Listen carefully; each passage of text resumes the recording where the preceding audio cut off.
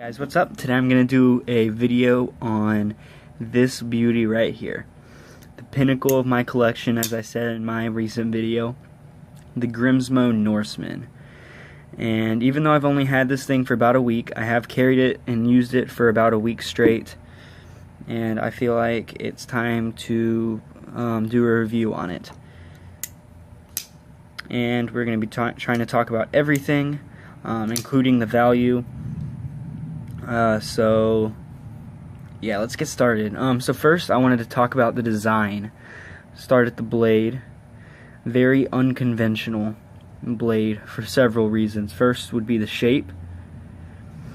It's a modified tanto, obviously.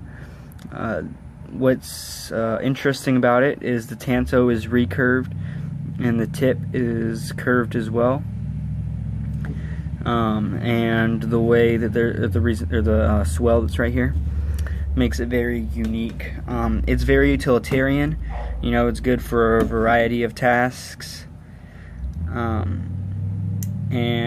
it just looks goofy to some people. To me, it looks pretty cool. It's really, for the blade shape, I've realized that it's practical. For some people, it either looks ugly or it looks really cool, and to me it looks really cool. And another thing that's unconventional about the blade is the Cnc lines.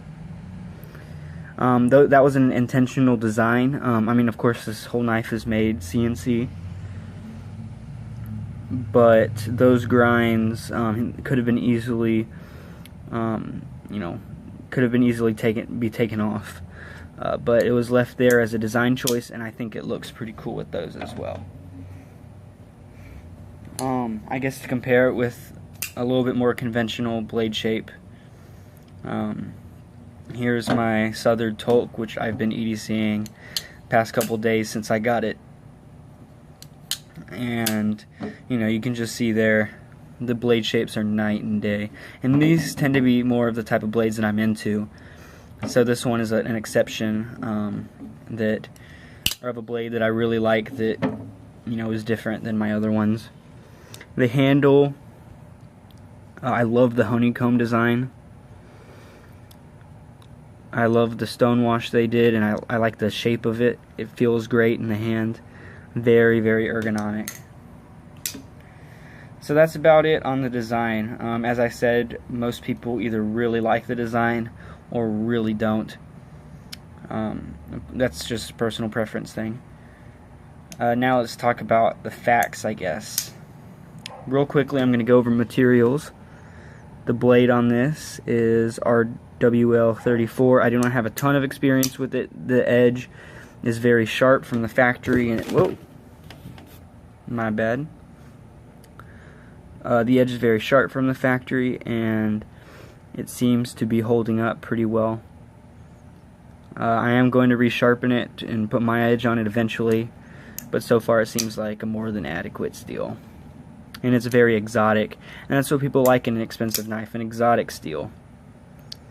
The handles are, of course, titanium. There is no stainless steel insert. It is titanium on steel. The sculpted pocket clip is also titanium.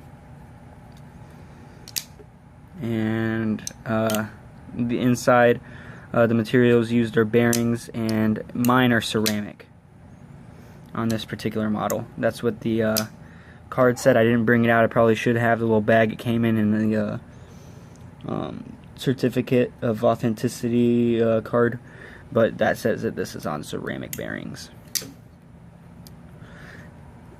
The finish on the blade, it has this gorgeous stonewash. I like stonewashes like what Strider has and what the Slish Buoy has, that are stonewashes that also kind of have a mirror finish aspect to them. And this stonewash definitely applies. I mean, this is a stonewash you'd compare it to. You see how it is more of a heavy stonewash. Not a bad thing, just I prefer, you know, a little bit more lighter stonewash, I guess. The handle, this is where a lot of people have problems. The handle on this, the honeycomb finish, the higher layers, the outside look to be anodized and kind of have a satin finish put on them. The inside, however, kind of have a stonewash look, but that is because it doesn't look like they went through and cleaned up all the tool marks. You can see all of them in here from grinding the honeycomb, I guess, and all that. And that's where a lot of people have problems, is the finishing done right there. To me, I would have liked to seen that better finished, but it's not a huge deal to me personally, but it is a little disappointing at the price that Grimsmo is selling this for. I'm not sure if on the newer models they have fixed this. This is number 432, and I believe it was made. Maybe we can look in here real quick.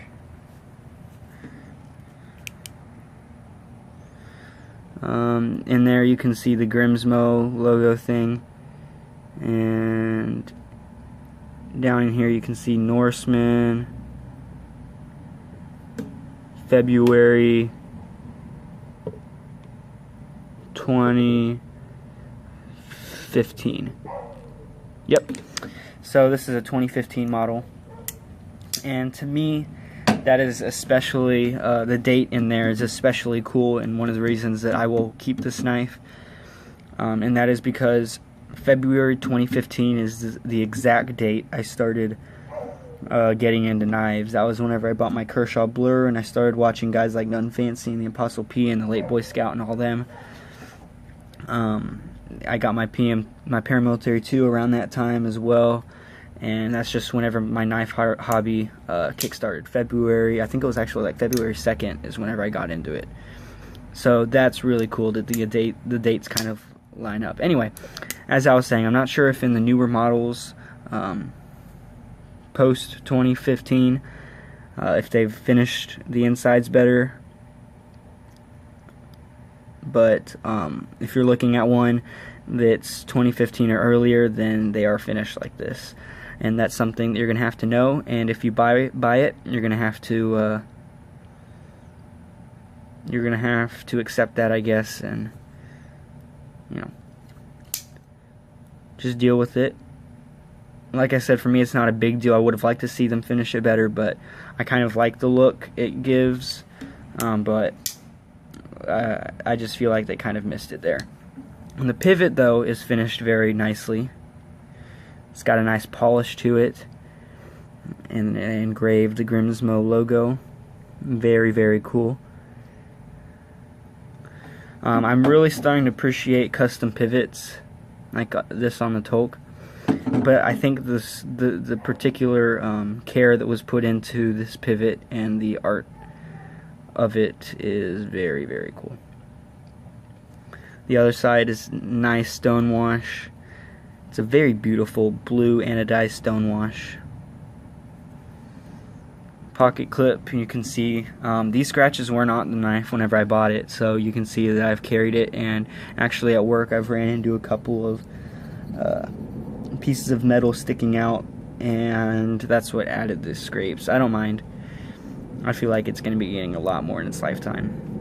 They also finished the hardware, as in the thumb stud. Sorry about that.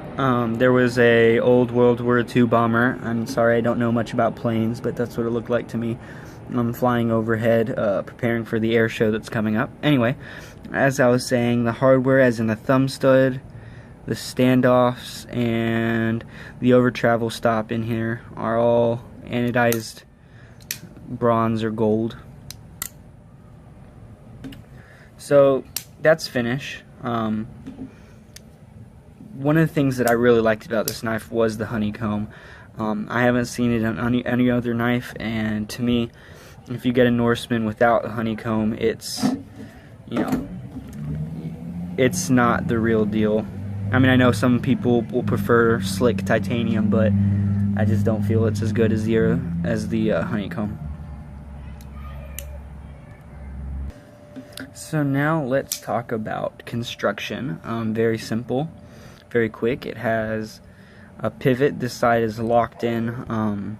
It can't spin, obviously, because if it did, then the logo could be facing all different directions. But I really like that it's set like that.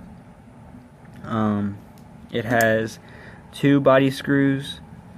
Just these thread right into the spacer. Very simple. I do like where they put the lanyard hole, so that if this is sitting in your pocket, you know, your body's facing this way, the lanyard kind of drops back, you know, towards your back pocket, which I think is the best place for a lanyard, opposed to this one, where if it's sitting in your pocket, the lanyard is facing forward, and to me that just seems a little bit more awkward. The clip has hidden hardware, which is very cool. It gives it a nice clean look. Let's talk about function, how well this thing was put together. Well, I've kind of been demonstrating it to you throughout this video, but this thing is the freest, maybe even the smoothest knife I own. I mean, I know a lot of people like to say of a knife on washers that it feels like it's on bearings. Personally, I don't like the feeling of bearings.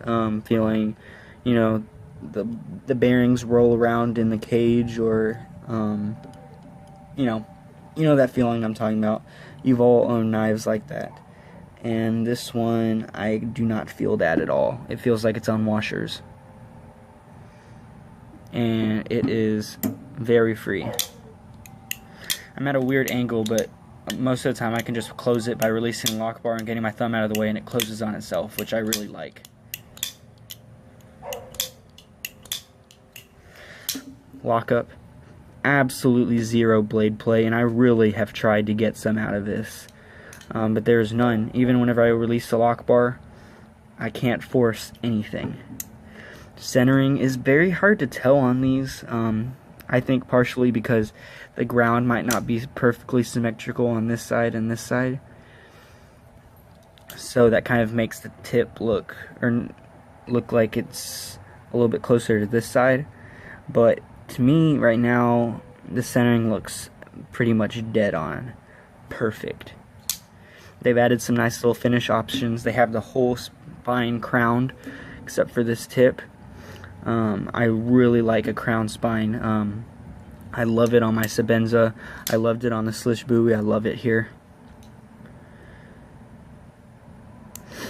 While we're looking at the blade, look at how little room for error there is in that blade channel. Very, very nice. Up here, perfectly smooth. It flows with the lines of the handle perfectly. What I like also is the flipper is crowned up to this point, so if you want to choke up, your finger is very comfortable there because it is crowned. Oh yeah, one thing I wanted to say about the honeycomb is it is not overly texturized. Like, it feels like it's got a grip. You got a grip on it, but it will not tear up your jeans at all, or even if you're wearing athletics, it won't tear those up. So I love that balance they have. I guess another thing I just noticed right now is that they also didn't really finish this very well. I can't tell if that's a stone wash or tool marks. Maybe that is just a stone wash. Maybe I spoke too soon. Talking about this area right here. Maybe it's just a stone wash. Anyway, back to talking about how it's executed. I mean, this thing, I also have a Shirogorov. I will actually be doing a video comparing this and the Shirogorov head-to-head, but it's freer than the Shirogorov. I will talk more about that in my video, in my actual comparison video, but I think that's going to be really fun. A really fun video. I'm just going to do a quick macro view of the knife and just kind of showcase it to you. It's got some smudges, sorry about that.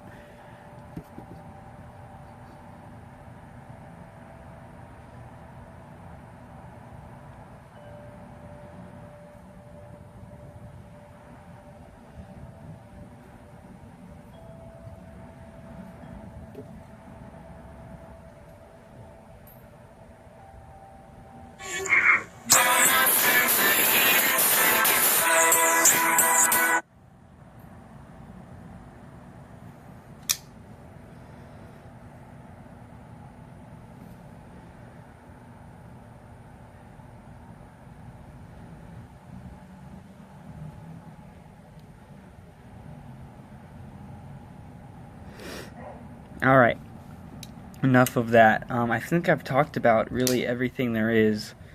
As I said, the ergonomics are great. Performs, it's put together absolutely flawlessly. Very easy to flip. I guess I'll talk about the detent real quick. It has a flat face detent in there. Maybe I could show there you can kind of see the detent. And since I have my Tolk out, let me compare it to that. There. Two really good pictures of the detent. You can tell this one's a lot more rounded than that guy. What that provides is it makes it more difficult or more difficult for the blade to break it, which means that you need to provide more force, which means once you do, the blade flies, and it's very snappy. To me, this is not a hard detent at all. I feel like the detent on my Tolk is harder. Not that this is a bad or hard detent. It is, I mean, I don't want to compare it to the Shirogorov again, but it is heavier than the Shirogorov, but it's not, you know, it's not something that it's difficult to break the detent on. I have owned and had a couple knives like that. This is not one of them.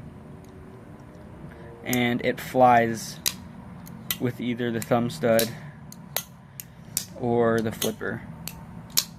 I'm slamming it in the handle and I guess causing the blade to bounce out. I guess that shows you that it's not a super hard detent, which maybe is annoying to some people. I'm not bothered by it. I'm really starting to like knives that have both flipper and thumb stud. I'm actually considering, after posting the video, I was talking to one of my knife buddies again, and I think also I'm going to add on my list a Hinderer XM18 3.5 inch slicer. I've owned a 3-inch and a 3.5. I've done a video on the 3-inch, I think.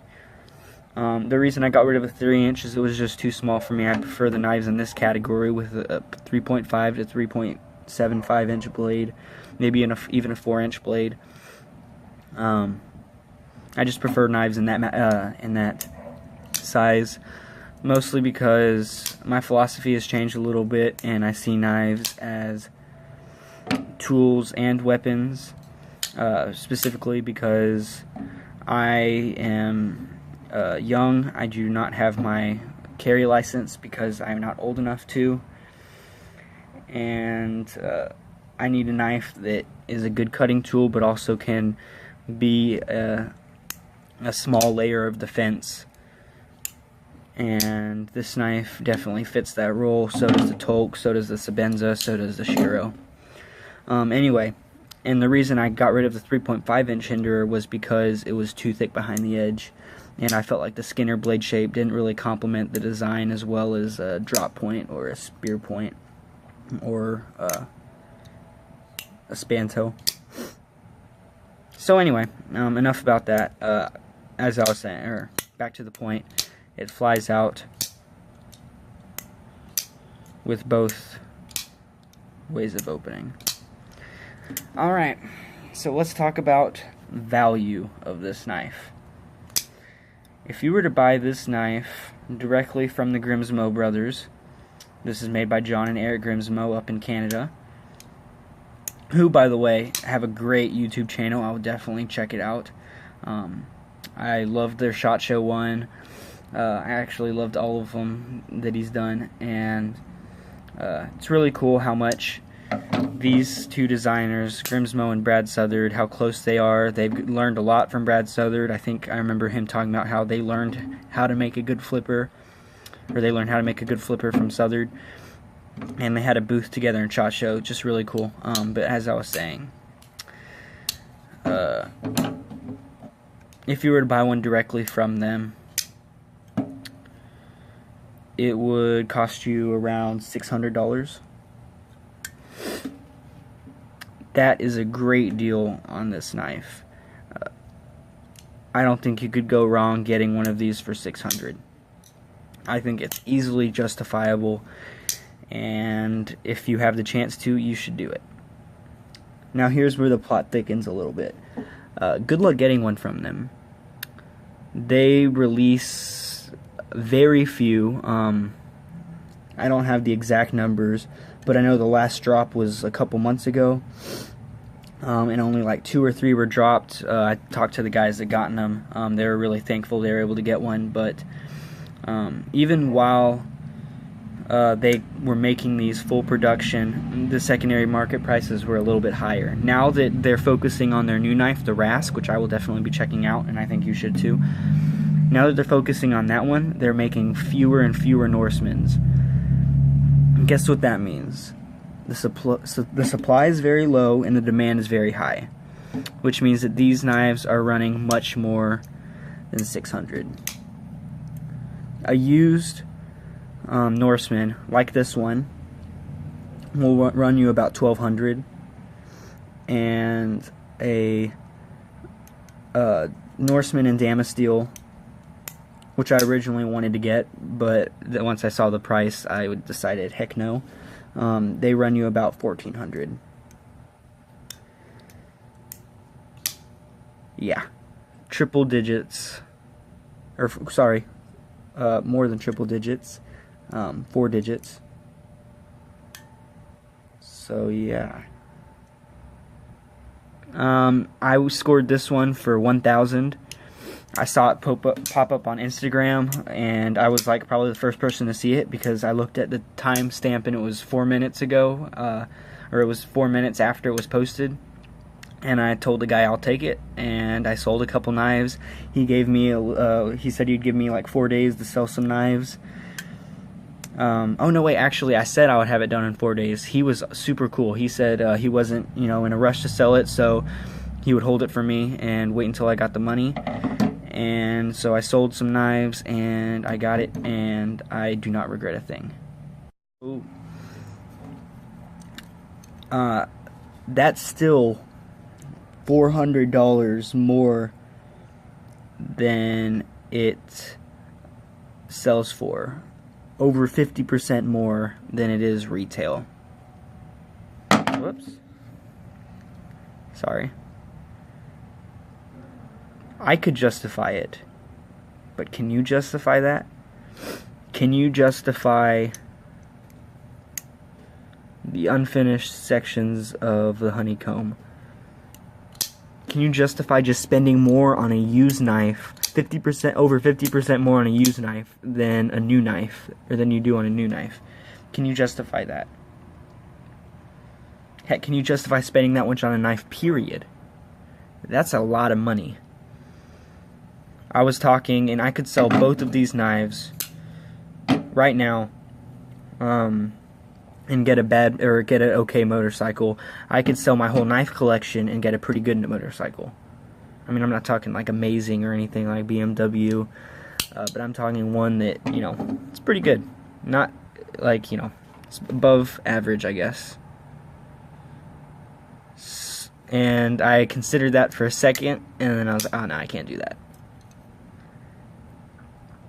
But back to the point, $1,000, $14,000 or $1,400, $1,200. That's a lot of money. I love the hobby so much that I can justify it. I've saved up. I sold knives. I felt like I wasn't making a huge life mistake. That's not going to be the same for everyone. I get that. Some of you may be watching the video and thinking that $400 is way too much on a knife.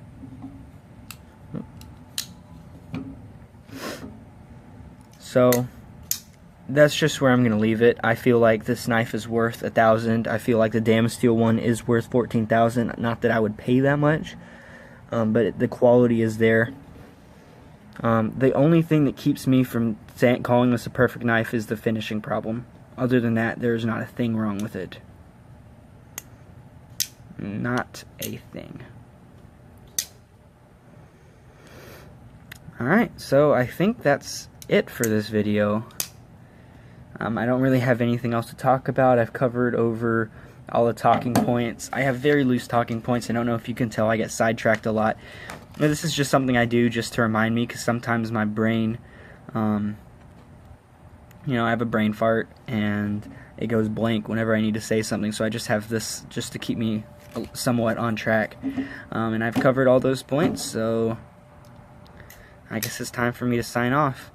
See you in the next video. I'm trying to decide whether I want it to be a video on what I consider makes a knife a perfect knife. And I guess by that I mean functionally perfect. And, or I'm thinking about doing a video on that. Maybe another review like on the Tolk or the Shiro. The comparison between the Grimsmo and the Shiro. Review on the Shiro. Yeah, I don't know, but once I decide, I will shoot the video and upload it here, so just stay tuned, guys. I hope you like this one, and this is JW Knives signing out.